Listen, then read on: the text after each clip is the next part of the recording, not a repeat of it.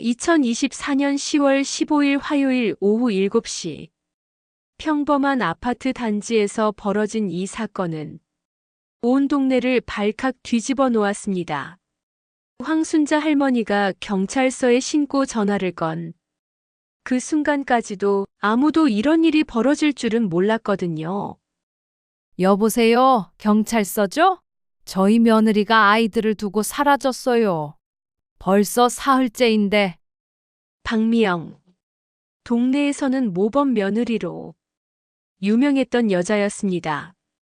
항상 공손하고 시어머니께 선물도 자주 사드리고 아이들과 함께 산책하는 모습도 예뻤죠. 황순자 할머니에게는 자랑스러운 며느리였습니다. 그런데 그녀가 갑자기 사라진 겁니다. 아무 말도 없이 오직 냉장고에 붙여놓은 작은 메모 하나만 남긴 채로요. 어머니, 급한 일이 생겼습니다. 아이들 부탁드려요. 그게 전부였습니다. 설명도 없고 연락처도 없었죠. 황순자 할머니는 며느리를 걱정했습니다. 분명 무슨 급한 일이 생겼을 거라고 생각했거든요. 하지만 아들 진우의 반응은 달랐습니다. 아내가 사라졌다는 소식을 듣자 그는 창백해졌습니다. 어머니, 미영이가 정말 사라졌어요? 응, 메모만 남기고. 너도 모르는 거야? 저도 모르겠어요. 하지만 진우의 표정에는 뭔가 숨기는 게 있어 보였습니다. 마치 이런 일이 일어날 것을 예상하고 있었던 것처럼요. 미영이가 사라진 지 일주일이 지났습니다. 황순자 할머니는 손자 손녀를 돌보며 며느리 방을 정리하기 시작했죠. 그런데 이상한 점들이 하나씩 눈에 띄기 시작했습니다. 옷장에 새 옷들이 가득했는데 모두 비싸 보이는 브랜드였습니다. 화장대에는 고급 화장품들이 즐비했죠. 황순자 할머니는 고개를 갸우뚱했습니다. 미영이가 언제 이런 걸 다 샀지? 더 이상한 건 서랍 안에 있던 것들이었습니다. 명품 가방 영수증들, 고급 레스토랑 카드 내역서들. 모두 최근 몇 달 사이의 것들이었죠. 진우는 평범한 회사원이었습니다. 이런 사치품을 살 여력이 있을까요?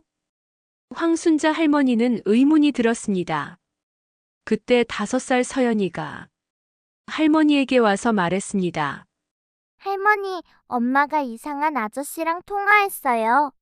이상한 아저씨? 엄마가 고마워, 다음에 또 만나자 했어요. 황순자 할머니는 가슴이 덜컹했습니다. 혹시 며느리가 다른 남자와? 하지만 그럴 리 없다고 생각했죠. 미영이는 그런 사람이 아니었거든요. 그런데 며느리 방에서 발견한 두 번째 휴대폰을 보는 순간 황순자 할머니의 생각이 바뀌기 시작했습니다. 문자 내용들이 이상했습니다. 선물을 받는다는 내용, 만난다는 약속들. 그리고 가장 충격적인 것은 준호야, 오늘 선물 고마워. 시어머니가 좋아하실 거야. 그리고 더욱 충격적인 문자가 있었습니다. 여보, 집에는 언제 들어가?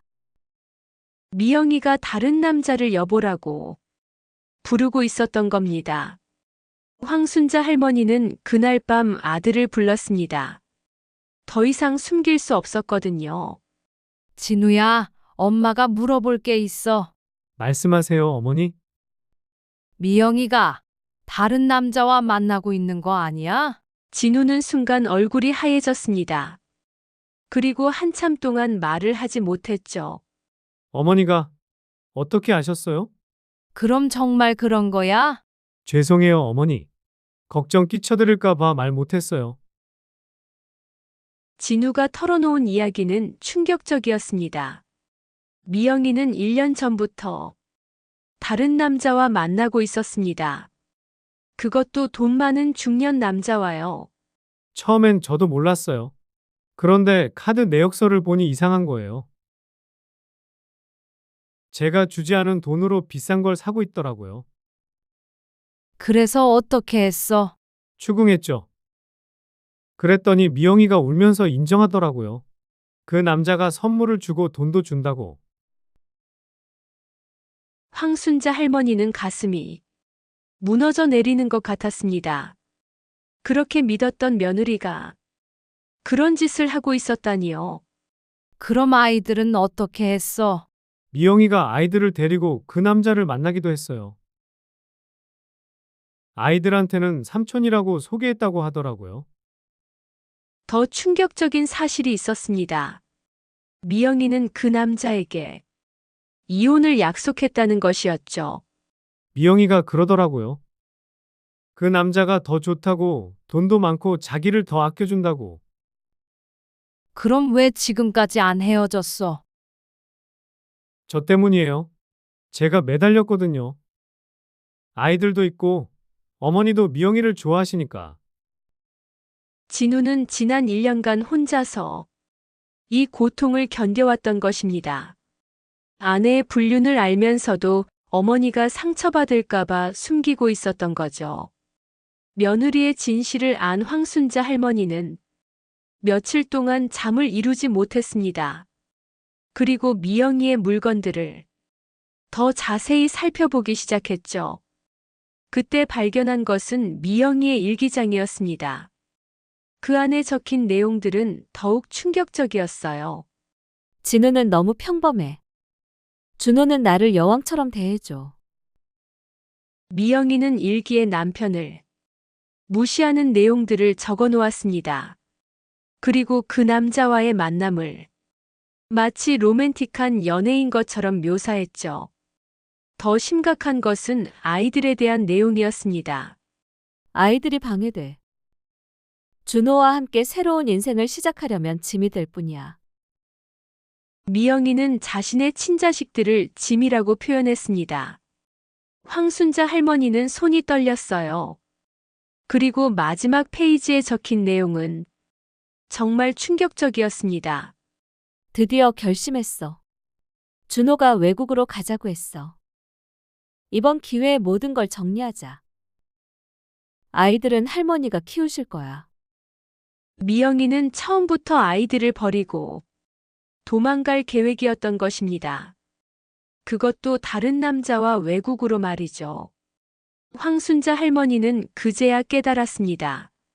며느리가 사라진 것이 갑작스러운 일이 아니라 치밀하게 계획된 일이었다는 것을요. 미영이가 사라진 지 한 달이 지났습니다.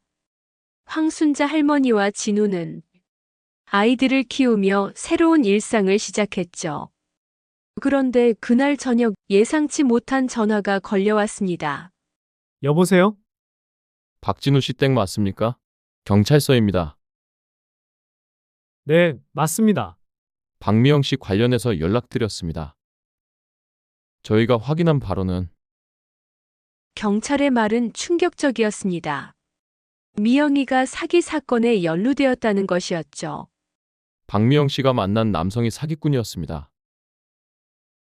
여러 여성들에게 접근해서 돈을 빼앗는 수법이었어요. 그럼 미영이는 어떻게 된 거예요? 피해자이기도 하지만 공범 역할을 했을 가능성도 있습니다. 다른 피해자들을 소개해줬거든요. 미영이는 그 남자에게 속아서 다른 여성들까지 소개해준 것이었습니다. 그리고 그 대가로 돈과 선물을 받았던 거죠. 더 충격적인 소식이 이어졌습니다. 박미영 씨가 태국에서 체포됐습니다. 그 남성과 함께 도주하려다가 붙잡혔어요. 태국에서요? 네, 이미 2주 전에 출국했습니다. 그리고 현지에서 또 다른 사기 행각을 벌이다가 체포된 것 같습니다. 황순자 할머니는 말을 잃었습니다. 며느리가 단순히 바람을 핀 게 아니라 사기 사건에 연루되어 외국까지 도망간 것이었거든요. 어머니, 저 이제 이혼하려고요. 그래야겠다. 아이들한테는 뭐라고 할까요? 그때 7살 지민이가 아빠에게 다가왔습니다. 아빠, 엄마 안 와도 괜찮아요. 할머니가 있잖아요. 엄마보다 할머니가 더 좋아요. 아이들은 이미 알고 있었던 것 같았습니다. 엄마가 자신들을 진심으로 사랑하지 않는다는 것을요. 3개월 후 미영이는 태국에서 잡혔고 7년형을 선고받았습니다. 사기 방조죄와 국외 도주죄였죠. 그녀는 결국 꿈꿨던 새로운 인생 대신 감옥에서 긴 시간을 보내게 됐습니다. 진우야, 다행이다. 뭐가요? 미영이가 진짜 모습을 보이기 전에 사라져서. 만약 아이들이 더 크면서 그런 엄마를 봤다면? 황순자 할머니는 이제 며느리에 대한 모든 기대를 버렸습니다. 대신 아들과 손자 손녀들과 함께 새로운 가정을 꾸려나가기로 했죠. 때로는 가장 완벽해 보이는 사람이 가장 위험할 수 있어요. 진짜 가족은 힘들 때 함께 하는 사람들이죠. 이렇게 한 가정의 거짓된 평화가 끝나고 진짜 가족만의 새로운 시작이 펼쳐졌습니다. 완벽한 며느리에 가면 뒤에 숨겨진 진실은 상상했던 것보다 훨씬 더 어두웠지만 남은 가족들은 더 강하게 결속될 수 있었습니다.